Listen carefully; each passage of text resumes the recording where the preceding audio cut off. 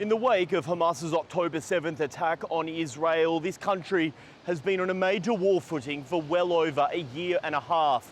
It is raising questions and concerns here about just how long this country of over 9 million people can sustain the huge cost of being in a wartime economy.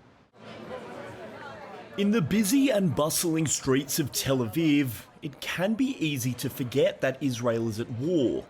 But if you look closely, there are clear signs. Much of the country's war effort is being sustained by its military reservists.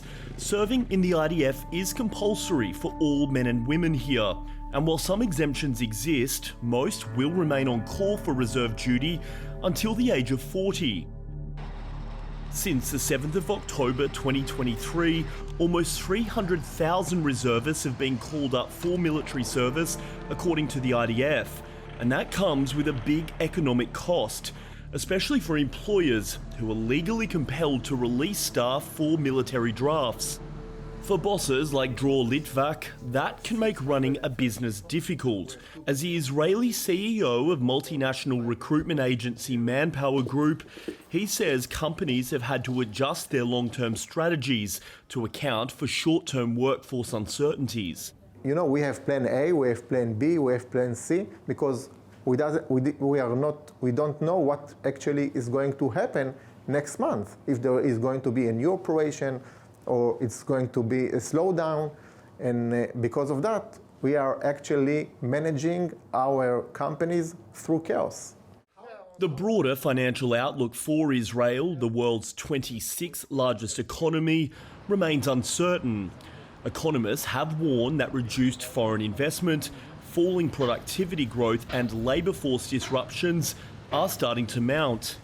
Israel's central bank estimates that the country's war-related costs between 2023 and 2025 could reach nearly $56 billion, about 10% of the country's economy. And there is criticism that the minister charged with the country's finances remains focused elsewhere. Bezalel Smotrich is a key far-right figure holding together Prime Minister Benjamin Netanyahu's fragile coalition. He is known less here for his focus on the finances and more for incendiary remarks about military operations well outside his ministerial portfolio. While the government and policymakers here remain in the driver's seat for the direction of travel in this war, what they can't control is how other countries will respond to their decisions.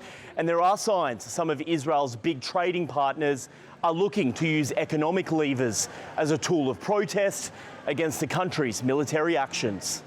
Citing the humanitarian situation in Gaza, a number of nations have called into question economic cooperation with Israel, including most recently the United Kingdom. Regrettably, Madam Deputy Speaker, despite our efforts, this Israeli government's egregious actions and rhetoric have continued. They are isolating Israel from its friends and partners around the world, undermining the interests of the Israeli people, and damaging the image of the State of Israel in the eyes of the world. Therefore, today, I'm announcing that we have suspended negotiations with this Israeli government on a new free trade agreement. Experts have warned that London's decision could have a significant impact both economically, given that the UK is Israel's fourth biggest trading partner, but also politically, providing a precedent for other countries to potentially follow suit. Israel's foreign ministry has described the decision as unjustified. But for boardrooms across the country, such political crossfire between their government and others abroad can make doing business difficult. There is a lot of things that I cannot control the environment, I cannot control what this prime minister from this country will decide. So I'm really trying to focus on internal efforts and my internal resources, on my management team, okay, and to see how we can manage this situation in our business in this chaotic system and environment.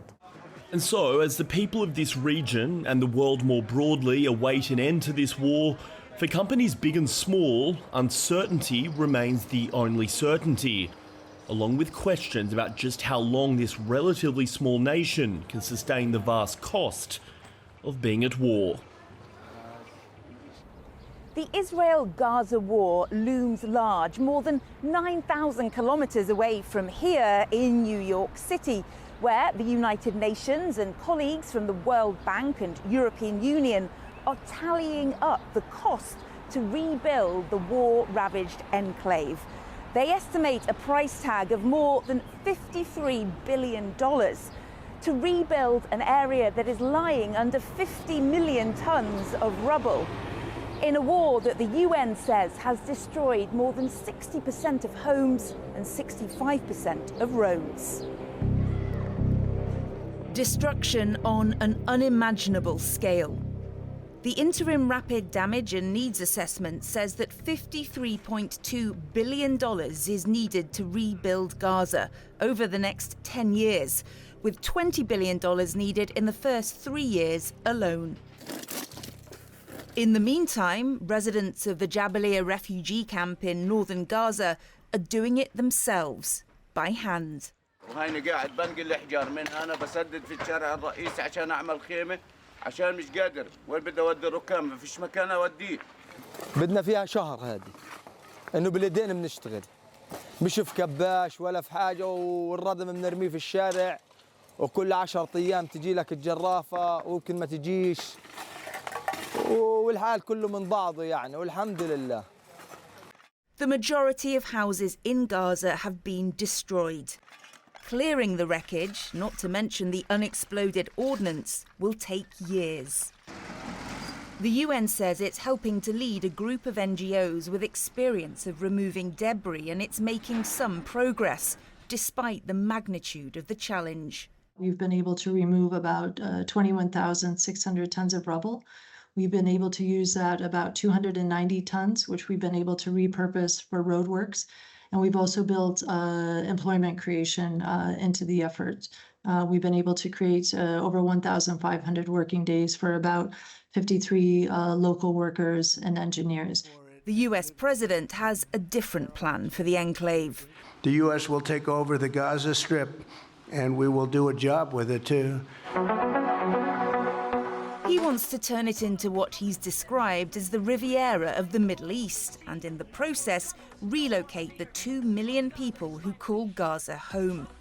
Advocates say it's those people who should be at the centre of any reconstruction plan. If we don't rebuild and reconstruct Gaza in a way that addresses the psychological, psychosocial needs, the mental health needs of people who have suffered so much over the last 2 years, Palestinian people in Gaza, and provide access for them to healing and hope, then we basically condemn another generation of Palestinians and Israelis to more war, to more suffering, to another round of pointless destruction and catastrophe.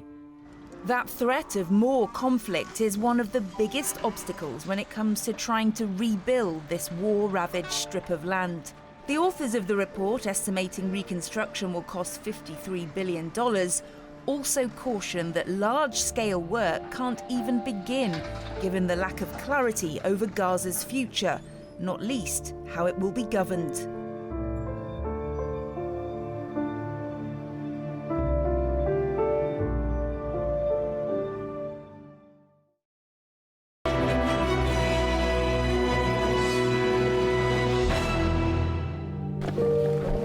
Ukraine has been fighting the Russian military head-on for more than 3 years now, with no end in sight.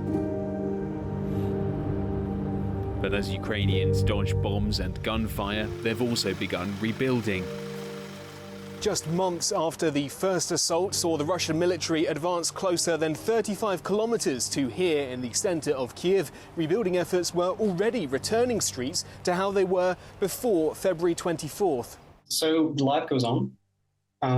We have to understand that people still have to live somewhere, people still have to work somewhere. I'm speaking with Alexander Nazarenko of Restart, an agency that helps Ukrainian cities recover and rebuild sustainably. If your housing gets destroyed, we have to address this issue. We have to find places for people to live. If some of the local infrastructure is destroyed, you have to rebuild it so people will still have fresh water right now. It's not something that is less of a priority because the war is still going on. But a new rocket strike can at any point ruin meticulously drafted plans. Meetings and consultations are held close to bomb shelters or in basements. There are also information security concerns. We prepared an interactive digital tool that provides different sets of spatial data. So it has to be only used in-house, so it's not giving any kind of sensitive information for security reasons.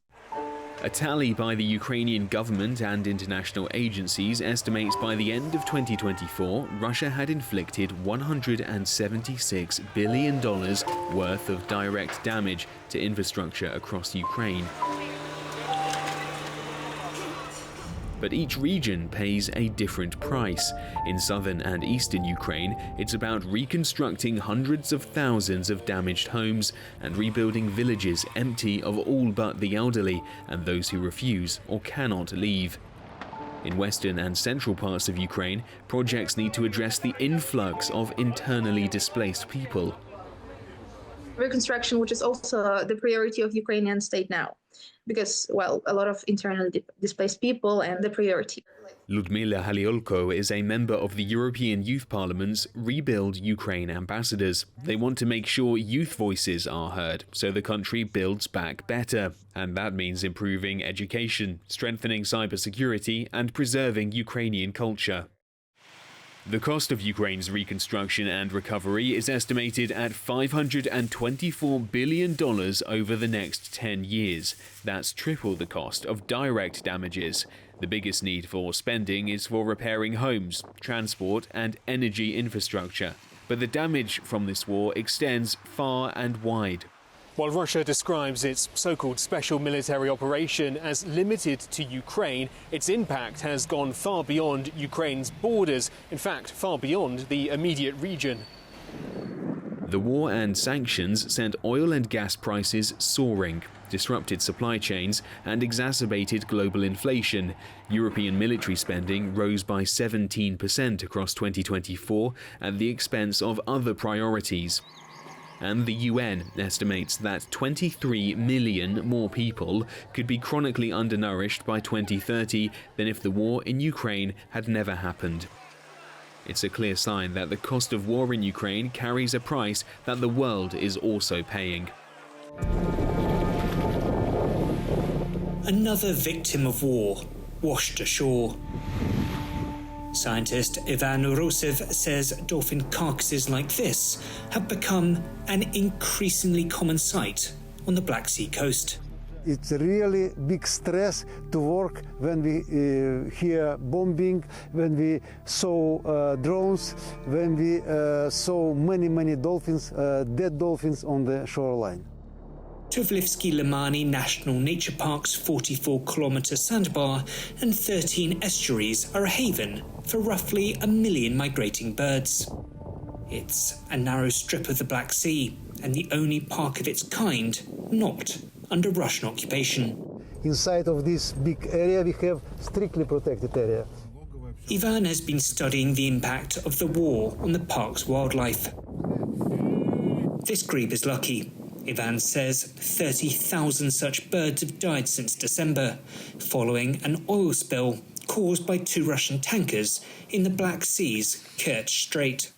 He brings some piece of these drones to show us what is we never seen.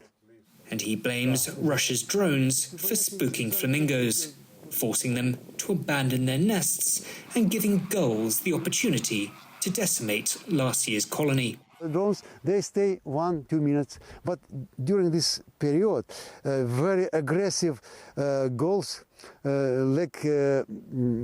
yellow-legged gulls, they come to this colony and they destroyed all nests. 400 nests was destroyed fully by these gulls, 400. While drones and missiles pose a threat from above, Ivan says mines and sonar are harming sea life. Researchers estimate that since Russia's full-scale invasion, at least 80,000 dolphins here in the Black Sea have died as a direct result of the war. Those here say it's just one example of the environmental war crimes committed by Moscow. Ukrainian prosecutors are investigating 247 cases of environmental war crimes, 14 of which they deem to be ecocide. The estimated cost of the damage exceeds $85 billion. Ecologist Oleg Listopad says tapping into frozen Russian assets is necessary to fund rehabilitation efforts. Of course, to spend such huge money to restore our nature, it is a question where to find them. But we know that there are $300 million frozen in European banks. It's Russian money. And okay, let's use them. And the impact of the 2023 Kakhovska Dam explosion on the Dnipro River continues to be felt. Scientists and activists warn even if the war ended tomorrow, its impact could be felt for decades.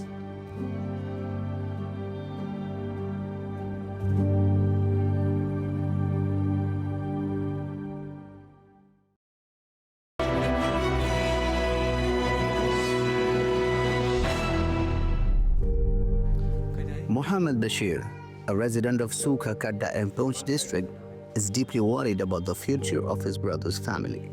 His younger sibling, Muhammad Akram, was among 15 people killed in recent clashes near the de facto border dividing Kashmir between India and Pakistan. He leaves behind his wife and 6 children. मैं तो ये कहूँगा कि हमें बिला वजह India Pakistan की लड़ाई के बीच में हम 2 चक्कियों के बीच में पिसे हमारी जिम्मेदारी तो गवर्नमेंट ऑफ इंडिया ही उठाएगी उसी का हक भी बनता है और उसी को उठाना भी चाहिए. The border clashes came in early May following a deadly attack on tourists in Pahalgam, for which India blames Pakistan. But Islamabad denies any role. As tensions escalated between the 2 nuclear-armed states, life in this border district came to a standstill. Residents say shells landed outside residential colonies, educational institutes, and business establishments in areas like Dagas, Kazimora, and Sukha Kadda. अभी फिलहाल लोगों के अंदर काफ़ी भय है क्या पता फिर से कब शेलिंग शुरू हो या ऐसा सिचुएशन फिर से बन रहा है तो अभी फिलहाल तकरीबन लोगों के काम धंधे ठप हैं मैक्सिमम लोग डिस्ट्रिक्ट पुंछ को छोड़ के निकल गए थे. A short distance from Sukha Kadda is a small village known as Kasba. The area, according to the locals, was another location that experienced intense shelling that destroyed lives, homes, and livestock. और यहाँ पे मैं रह रहा था और उस दिन रात के 1 बजे से सेलिंग चालू हुई गोले का तो सुबह 12 बजे तक चलती रही. जब 7 बजे पड़ा आगे फिर तभी मैं भागा तो पूरा लेंटर टूट गया पूरा नुकसान हो गया और 12 बजे तक सेलिंग ये बहुत हैवी सेलिंग चल रही रात को बाहर नहीं आने दिया फैर ने.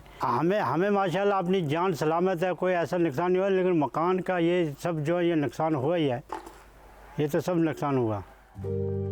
The residents tell me they live in fear that a ceasefire broadly in place since 10th of May may not hold. The residents of this border district say that they have experienced deep trauma in recent weeks. Many have now begun returning home, hoping that India and Pakistan will resolve their differences through dialogue. Locals warn another war between India and Pakistan would bring more destruction that neither nations can afford.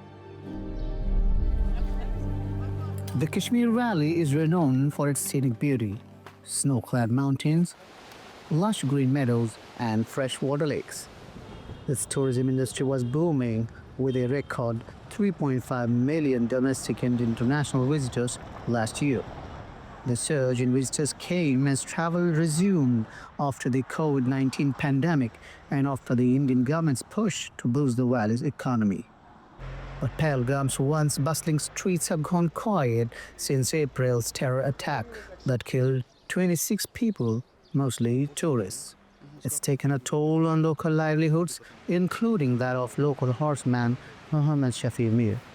Used to guzara was so tourist asli main season was ois chalnuk season was agar ois bachar ropi da ropi hat ropi 200 ropi 50 bachar yes retas manzas boyinis retas shois bachan kiya yus baaqi kharchi parju sos homan retan neran yes retas sos bachan sos mankin shen retan laga ye chi bas yutu yona as khon to shongut baaqi shun ka Here in Pahalgam, restaurants, hotels and motels remain largely empty. In the wake of the attack, the government had closed all major tourist spots as a precautionary measure. Hotelier Som Raj Bhagat says that's the biggest blow for him. इसमें सबसे बड़ा issue क्या है जो इन्होंने side scene बंद किए हुए हैं, जैसे चंदनबाड़ी हो गया, बेताब वैली हो गया, आड़ू वैली हो गया, तो ये अगर ओपन हो जाते तो शायद लोकलों को भी ये आगे जाने का मिल जाता, चांस लग जाता, देखने सुनने का लग जाता। तो यहाँ कुछ आदमी ऐसे भी हैं, बोलते हैं साइड सीन है नहीं तो यहाँ आके क्या करेंगे। There are some signs of slow recovery, but for so many people here, time and money is running out. The impact on tourism from the terror attack and subsequent cross-border crisis isn't just limited to Pahalgam. Around 2 hours away by car in the capital of Srinagar, the Lal Chowk city square is quieter than it should be this time of the year. May usually marks the start of tourist season, but now shopkeepers wait in vain for customers to buy their handmade goods and souvenirs, and cabs remain empty. Taxi driver Nazir Ahmed says the situation is dire.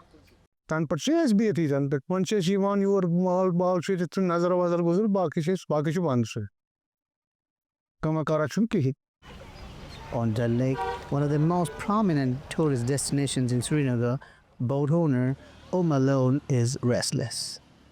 यहाँ पे Pahalgam attack हो ये कहीं tourist मान ये one one यहाँ पे मिसाल जुलूस कोड तन पे गई वारिया फर्क मिसाल अस दुख खरीदारन दोपस तुम यीव सैनिस भरोस पे तम आई क्या ये डल लेक एरिया या गुलमर्ग या पहलगाम या सोनमर्ग या मगर गार्डन यह सोरे डिपेंड टूरिस्ट पे।